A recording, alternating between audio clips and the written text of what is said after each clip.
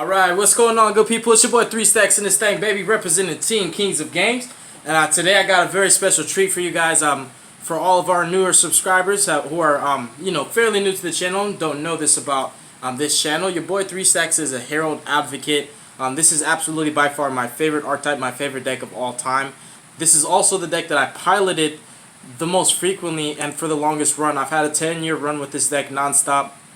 And I never gave up for even when it was bad and we were just like 3 Sonic Bird, 3 Madru, 3 Sinju, 3 Gale Dogra. Even back then when I thought the deck was consistent, it was pretty bad. And the only reason why it was bad because you would normally end with like 2 or 3 negates. Then you had to play Herald Agents, Master Hyperion, KRISTYA. You have to play a little bit more aggro because Herald wasn't always gonna work.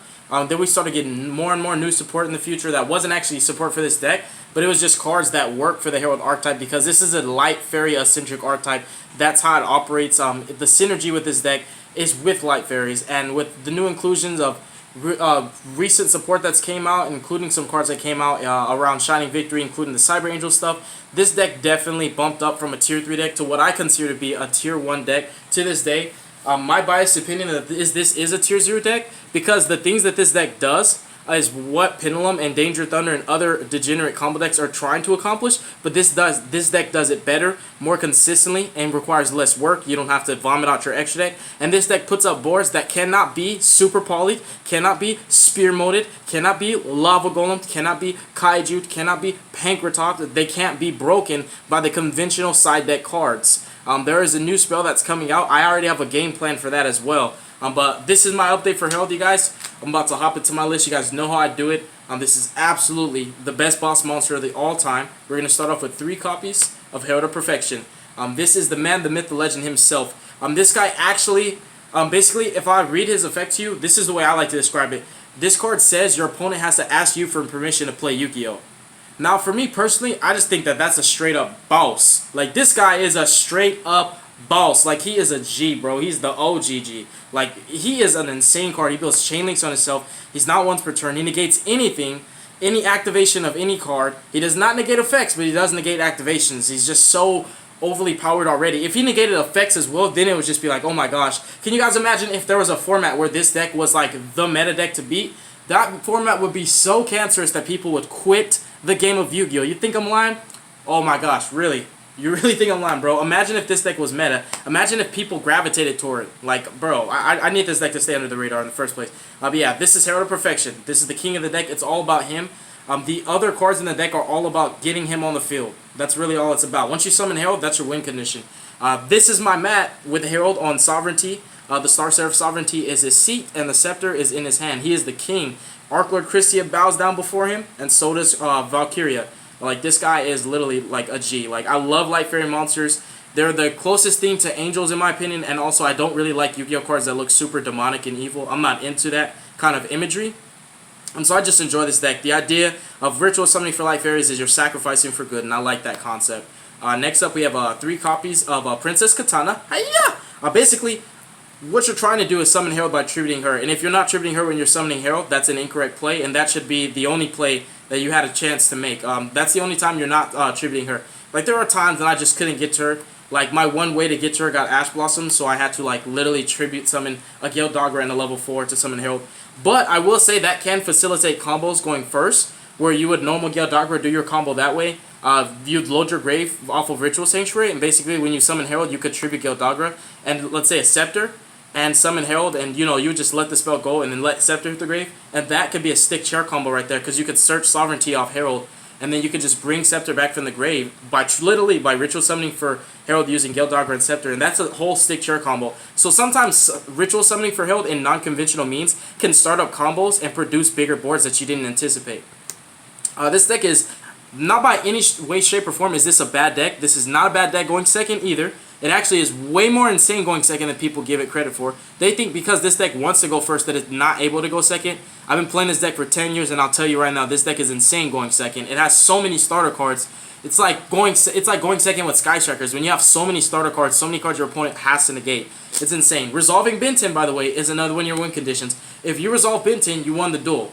Why? When you resolve Benton, you want to do it? Because that means you summon Herald, and that means you triggered her effect to search. That means you got ARCHLORD KRISTYA, and that means your opponent can't special summon, and they can't activate card effects. That covers pretty much the entire meta. Herald KRISTYA. It's the most impervious board. Next up, the next blue card that I started playing is Triple Chalice Slime. So what this card acts as is basically another 3 Manjus that I don't have to normal summon for. So it accomplishes the same thing as Manju, searching a ritual spell or ritual monster, except I just don't burn my normal summon. And this also, there's a +1 algorithm that we developed by accident when we drew Chalice Slime in tandem with Observatory. That's actually a +1. You can reveal Chalice Slime, summon Talismandra, search out whatever you want to search, activate this, put Talismandra back on the bottom of your deck, draw 2, 2 cards became 3. So that's another +1 algorithm that gets adapted into the deck just by playing Chalice Slime. It's really strong, actually. I like Chalice Slime a lot. He's way better than I anticipated, and also playing him with the ritual spell allows me to clear my imps from my field, so that way I can go back into my extra deck if I need to. So Chalice Slime is absolutely a phenomenal starter card.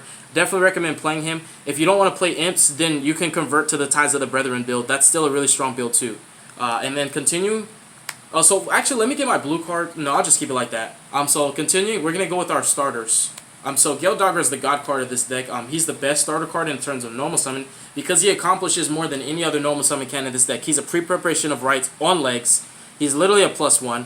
You have a lot of +1s in this deck, by the way. You've got that. You got the combo of Chalice Slime is a +1. You got Pot of Desires is a +1. Pre-preparation is +1. Stick Chair is a +1. Eva is a +1. Preparation of Rights is a +1 in conjunction with so many different cards. You also have essentially Merciful is a +1. And then you have the +2 combo with Chalice Slime in this. So how many pluses? Can someone list on their hand? Count how many pluses I just mentioned. Yeah, this deck goes bananas, you guys. Like, you think it's broken when you see somebody have 8 cards in their hand? Wow. Like, this deck makes that look like it's nothing, bro. 8 cards in hand, that's your standard average opening play. Like, you're going to have 8 cards in hand before you start ritual summoning. For more starter cards, we also play 3 Manjus. Starting your normal summon starter cards are probably the most fragile way to start your combo because they're susceptible to cards like Valor.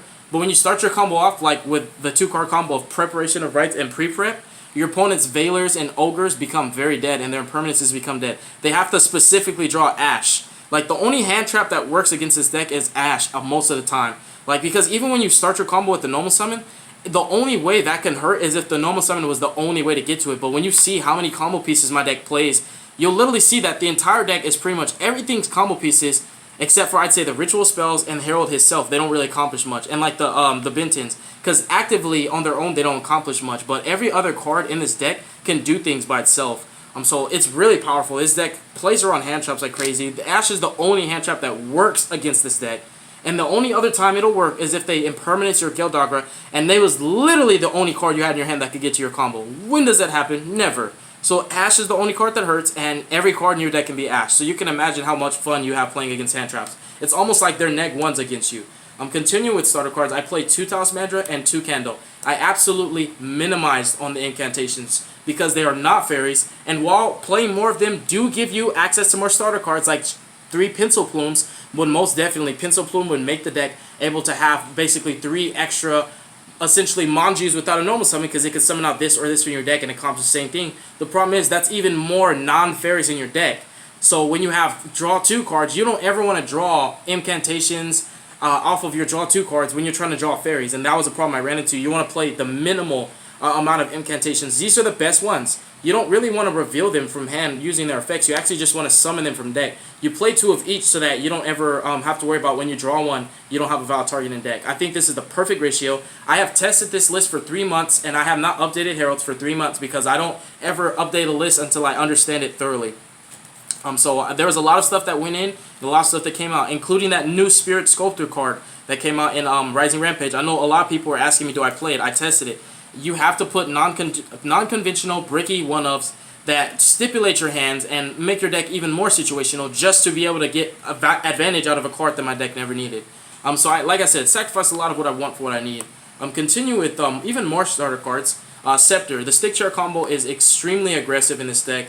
It's one of the it's one of the star plays for going second. And the thing is, why is this deck so good going second?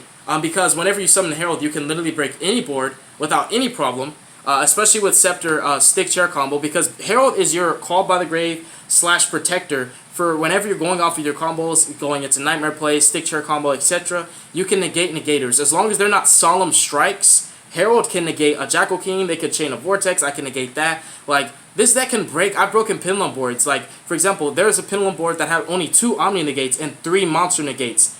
That was a mistake because the spells are what you want to negate. If you can't negate my Ritual spell and I Ritual Summon Herald, those Monster Negates become obsolete. So you guys really need to stop sleeping on Herald going second and like stop jumping to conclusions saying this deck is trash going second. This deck is phenomenal going second.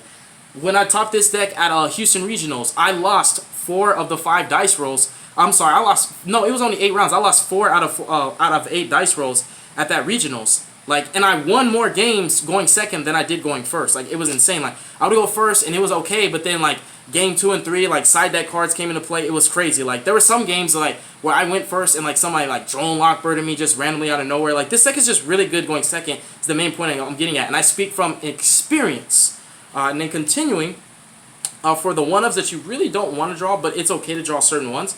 These are the 4 Garnets of the deck. Essentially, these are your Garnets because, well, these actually are better Garnets because these are active combo pieces. Like, when I draw these, this can search out your Ritual Sanctuary or Machine Angel Ritual. So you're either going to search out your Searcher or it's going to search a card that says Draw 2. So this card is always a +1 on Summon. Petite Angel is only going to be able to serve Benton because I don't play Machine Angel Ritual. But essentially, these are active bricks. Like, these are bricks that actually do stuff. The only cards that can't accomplish anything on their own when you draw them is Eva and KRISTYA. But these are your one-ofs that you want to search. That's why this deck is, you're frequently trying to summon multiple Heralds because you want to resolve Benton to search KRISTYA and then resolve Benton to search Eva. If you drop Herald KRISTYA with an Eva in hand, you're going to have 6 to 7 negates plus your KRISTYA. And food for thought, just a cool little interaction. If you guys didn't know, this deck can actually put out 8 negates now because if you have 6 fairies in your hand and one of those cards in your hand is an Eva, Eva searches out 2 more fairies. So that means 6 negates turns into 8. That's more cards than your opponent has in hand. So imagine if they try to match you card for card and go like Mind Control, Widow Anchor, Engage, they're never going to bait your negates out. Like, that's never successfully been done with my deck. The only time anyone's ever broken my board was like my Herald KRISTYA board. The last time it got broken was back in 2017 when Paleos were a thing. And somebody activated a Dino Mischief targeting my Herald and then changed Strike, and that's how they did it. That was the last time Herald KRISTYA was broken, and that was almost 3 years ago because we're pushing 2020. Going on to spells, we have 3 copies of Las Vegas. This is my favorite field spell in the game, and field spells are also my favorite kinds of spells. This card accomplishes so much on its own. It's an extender. Every single turn, it's basically a Gospel Revival. It's a Monster Reborn that recycles any spells in the game. Any of your one-ofs get put back into your deck. This card's sick. I remember when Soul Charge was at 1 and Raigeki was at 1. You guys saw my video footage of me playing Metaphors when I Raigeki'd him twice in the same duel. And then there was another time playing Dark Magicians at Locals where I Soul Charged twice because this card put them back and I drew them. Like, this field spell is way more powerful than people think it is. In fact, if this card got any hint of light or any kind of, I guess, exposure or popularity, people would start complaining like big babies saying this card needs to be banned. It's so good. It searches your entire deck, and it's an extender. It's your resource manager. This is how you spam out rank 4s, put out Boar Swords, and etc. This card is nuts. And also, whenever they're like, oh, strike your Herald. When you're playing a deck that strikes your Herald, they can't OTK you. They strike your Herald, you just use Sanctuary, revive Herald back from your grave next turn. They just burn 1500 for nothing so that you could just bring back your Herald. So they strike your Herald, they have to OTK you, otherwise this is going to bring him back. Because this card's so good. Way too high ceiling. Next up, my favorite, actually, like, my favorite spell in the game. So remember, like I said, this is my favorite field spell. This is my favorite field spell. Field spells are my favorite kinds of spells, but my favorite individual spell card in the entire game is this card right here. When this card came out, can you imagine how many copies of it I picked up? Because I play a lot of ritual decks, and this helped out so many of my decks. This is a +1 that we desperately needed way back then.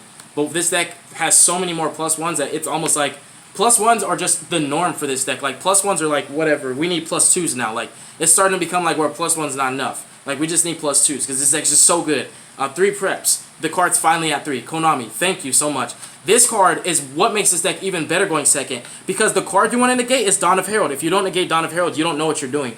That's the card you have to negate. You have to stop Herald from hitting the field or you can't play. Because also when he hits the field, you're triggering Benton as Chainlink 1, Dawn of the Herald as Chainlink 2. That means you're guaranteed searching something that's going to devastate their board. You have to stop Herald from hitting the field. But the problem becomes is when they use Dawn Dragster or Vortex to negate Dawn, you can activate a card like this and just get your Dawn back from the grave and play it again. And this is not once per turn. So if they negate this, you have another one, you can do it again. And guess what? You can only activate one pre-pression of rights. It's different from you can only use the effect of pre-prep once. If they negate this, yes, you can activate another one. If they negate the activation. If the card said you can only use the effect once, that would be a different story. That's something I learned from a judge at an actual 10-year event before you use speculation, just like, no, it doesn't work like that because the card says. No, the rulings are different from what the card says. We all know that. Next up, we have 3 copies of Extra Foolish Burial. This card is just like Chalice Slime and Manju and Prep and all the other cards. It searches a ritual spell or ritual monster. Life points do not matter in this deck. If a Yu-Gi-Oh card said pay 7,999 life points to win the duel, would you play it or would you not? I would, and that's my mindset. If I'm winning, I don't care. Like, they can't play Yu-Gi-Oh! They're not going to kill me. This card's insane. And it's a double-edged sword. Not only is it going to search your combo pieces, but going second, this is how I out floodgates. This card stopped me from losing in a matchup against somebody who dropped a Vanity's Fiend. And this is the only main deck out I had. So if I was like some people who tell me that are skeptical that say 3 stacks, you shouldn't play this card, I would have lost that duel against Vanity's Fiend. So definitely recommend you check this out, especially when they flip There Can Only Be One. This card is just way too good. 1 Optimus Prime, yes, it did get hit to 1. It hurt the consistency of this deck, indeed. In fact, when this card went to 2, it hurt, because I actually was playing 3 for a while. But it doesn't hurt as much as people think. You still have so many searchers. So these are all the search cards. So you have your 3, 6, 9, 12, 13 search spells. The next pile of spells that I'm getting ready to show you guys are going to be... Actually, we could have just kept it like that. That was totally fine. Yeah, it was totally fine the way it was. So the next pile of cards I'm going to show you guys is actually my draw spells. So we're going to start off with 3 copies of Pot of Desires. You absolutely play 3. Don't let anybody tell you otherwise. Listen to me, bro. Listen to me. Trust me. Play 3 Pot of Desires. 3 copies of Celestial Observatory. In fact, don't play 3. I'm not going to tell you how to play your deck. I recommend. Is that better? Is that not going to hurt anybody's feelings? I recommend play Pot of Desires. There. So it doesn't come off as somebody thinks I'm trying to be bashful. And then I played 3 Observatory. These cards both say draw 2. This deck has so much draw power, so much searching. It's actually the most consistent ritual deck. I play Necros at full power. They still can't compare to this. They can't. They can't. They can't. They cannot. This deck plays every search card that Necros can play. The only search cards that Necros have, besides the generics like Manjus, Preps, Incantations, and all that, this deck can play Zaborg if I wanted it to, is their Brio and their Clausulus. This deck has Pre-Preparation of Rites. Hey, Necros can't play that. Let's go Ritual Sanctuary. We've got Stick Chair, Ben 10. We can, like, dude, it's just this deck outclasses, like, every deck in the terms of consistency cards, searchers, and draws. This deck outclasses everything. We have 2 copies of Merciful Machine Angel Ritual. You're going to be tributing Ben 10 to draw 2. Then you're going to get her effect to also search a Light Fairy. What I like is, if some consider it to be a drawback that this card says you have to put 1 card from your hand back into your deck, I like that because sometimes I draw, for example, one of Eva's targets, and I need to put that back. Or I draw an extra Imp. An Imp's not a fairy, so I put that back. And essentially what it does is it lets you cycle, filter your hand, swap out a brick for 2 fresh cards. Basically, that's what it says, because you're going to draw 2, then you're going to put that brick that you drew for turn back into your deck, like that hard-drawn Gale Dogger when you drew 2, and then resolve Bent in the search. For the rest of the turn, after it resolves, for the rest of the turn, you can only ritual summon. But for the rest of the turn, I have to specify that so many times because I've done test hand videos where this was the last card I played, and they said, wow, you cheated because you summoned KRISTYA that turn and you went into your extra deck. Read the card before you try to correct me. And then 1 Upstart Goblin. It doesn't matter that it's not a 40 card deck. You know what Upstart Goblin is? It's free spell fodder for my Ritual Sanctuary, and it's a free side out, so I don't have to take out an actual combo piece. That's my theory for it. And then next up for Ritual Spells, we play 3 copies of Dawn of the Herald and 1 Inception. The Inception also helps for when you're in a grind game and you end up, like I've been in certain grind games where it was just like I couldn't kill my opponent, but I could keep negating their cards.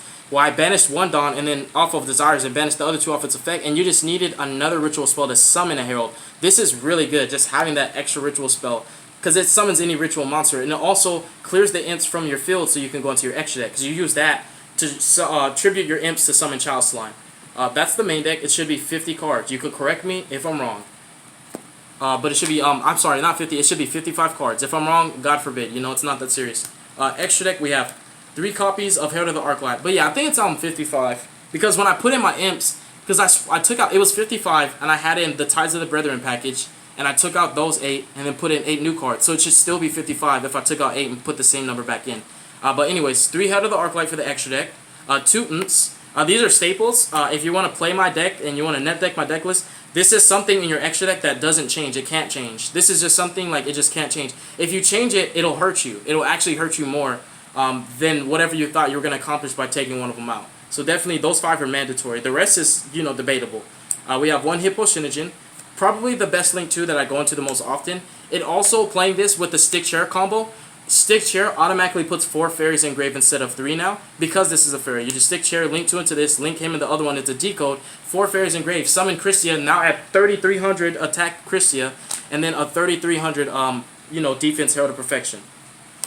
Generic link 2 nightmares, 1 decode.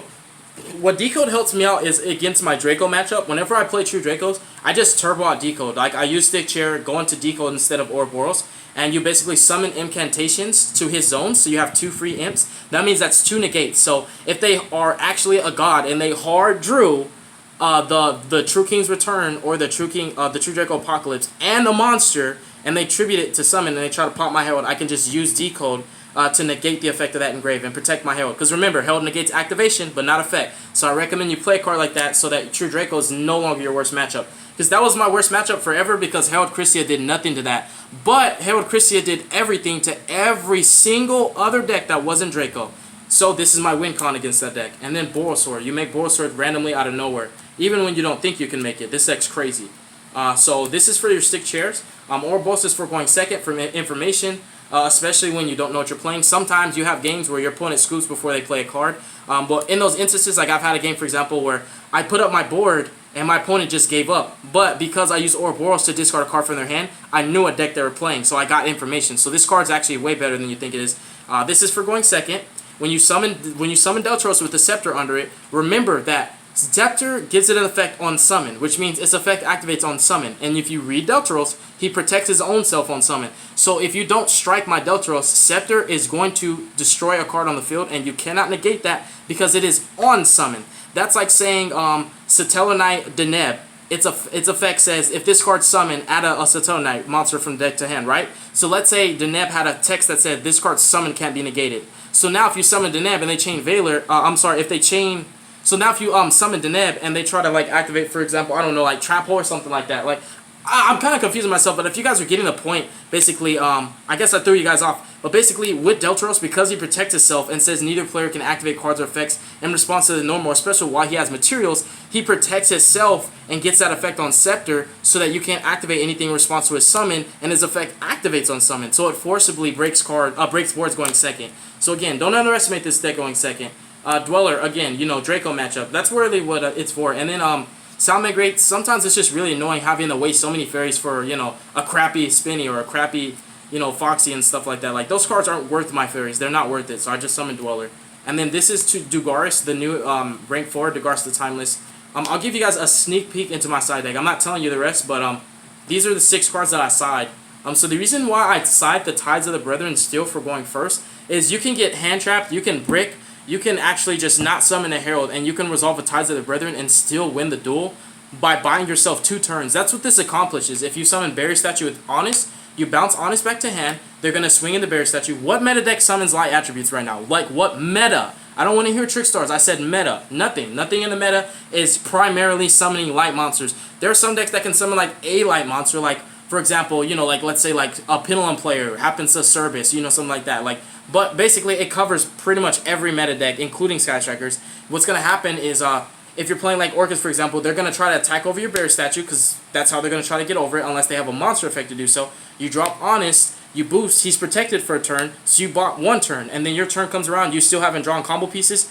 Your opponent's going to have to burn another turn, basically waste their battle phase to kill this card again, and then try to build their board on main phase 2. That means you got another turn because they didn't OTK you. So that's what this accomplishes. It's really strong. And it's only really, because again, it's when I'm playing like super hand trap heavy decks that are like just play too many hand traps because they're scared. You want to use cards like this. And it also is ridiculously high ceiling because Herald Bear Statue by itself, like games 2 and 3, when you're side decking and you're trying to counter cards like Spear Mode, Lava Golem, Super Poly, all that, you just ritual summon for Herald, resolve his effects, search Bear Statue, and normal summon it for turn. Herald Bear Statue is your board. That's it. It's very simplistic. Those 2 cards and you win the duel off that. I'm not telling you guys the rest of my side deck. Thank you guys for watching this deck profile. God bless you guys. Make good choices. Don't hurt your brain cells. And stay tuned for future content and stay positive, my Herald brethren.